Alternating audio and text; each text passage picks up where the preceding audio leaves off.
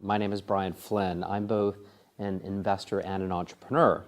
I started out into this business by spending 7 years on Wall Street. I worked at Morgan Stanley for 3 years in both New York and in London in the M&A department.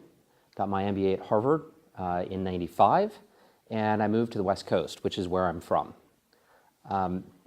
And right after that, I joined a boutique investment bank that focused on technology called Robertson Stephens that had taken a lot of very famous companies public in the Silicon Valley, like Sun Microsystems, Apple, blah, blah, blah.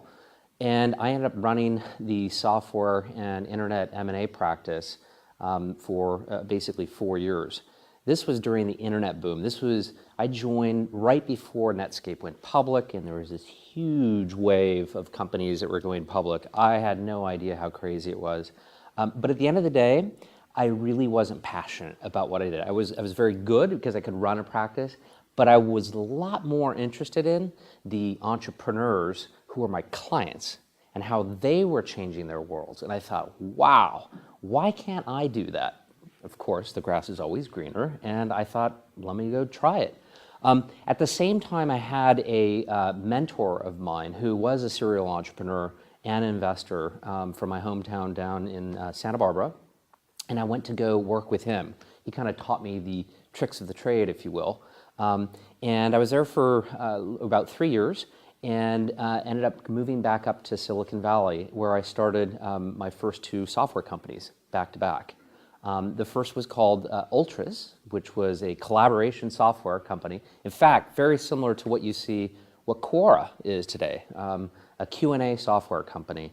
And I ended up selling it with my partners to a company called Saba, publicly traded company in Redwood City. And right after that, with the same I call Alpha Geek engineer behind it, we started a security software business called I Am Secure. I Am Secure was started because this was in the doldrums right after the market had crashed, and we were trying to figure out, well, look, we're good at software, but what can we actually create that companies would really pay for? And we came for more of a tops-down analysis, and we found out that instant messaging as a communication form was growing so much faster than what email was in the prior 10 years. And there were no security solutions for it. So after doing lots of market validation, we found out, well, even like, for example, traders would be very interested in having a secure solution around IM. We built this product into a business, and we were self-funded, and we had offers from big public companies, which I'm still under NDA from way back when, wasn't able to talk about. But we ended up selling it to Zone Labs, which was subsequently acquired by Checkpoint Software, which is a big public company. So after doing 2 companies back to back and reflecting on my life, I loved entrepreneurship. I was good as a banker, but I really liked entrepreneurship. I realized I had the entrepreneurial bug. I had to go back and do what I was doing before. And so I ended up just investing on my own account, making investments, and also co-founding companies.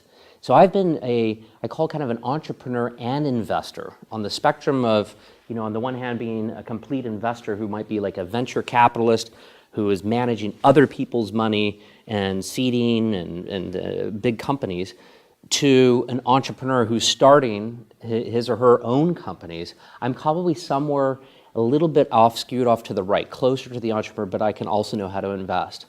So since 1999, when I left Wall Street, up through today, so it's been almost about 15 years, I have seeded and or co-founded, it's like, God, I gotta get the math on it, it's like 17 companies.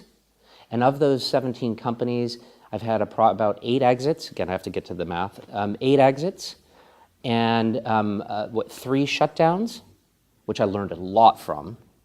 And the rest are actually profitable and growing.